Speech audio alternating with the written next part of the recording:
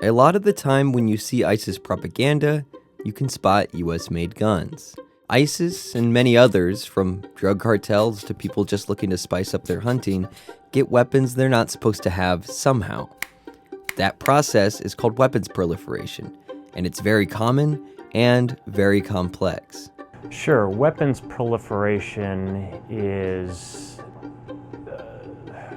how to define weapons proliferation. Like I said, it's complex. This is Matt Schroeder, senior researcher at Small Arms Survey. His group is dedicated to, among other things, tracking how guns end up where they do. So illicit proliferation of weapons is the transfer of weapons to an end user that is prohibited from receiving it, either by national laws or international laws, or the process by which the weapon is transferred is illegal.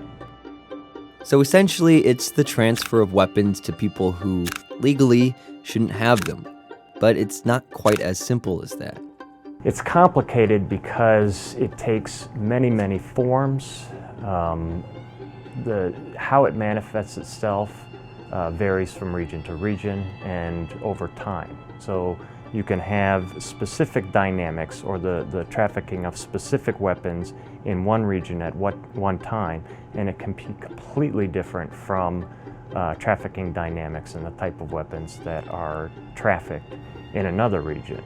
So while one form of weapons proliferation might be the arms ISIS gets in Syria through looting government depots, so is, as the New York Times reported recently, the Taliban ending up with night vision goggles that were originally meant for Afghanistan's national army.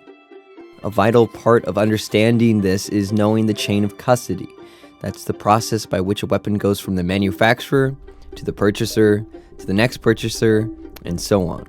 The chain of custody can span continents and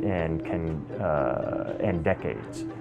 And at each point is a link in the transfer chain. And the goal is to track illicit weapons as far up or down the transfer chain as possible to identify the source of proliferation. Weapons proliferation is a subtle threat, but it ends up with a lot of dangerous effects.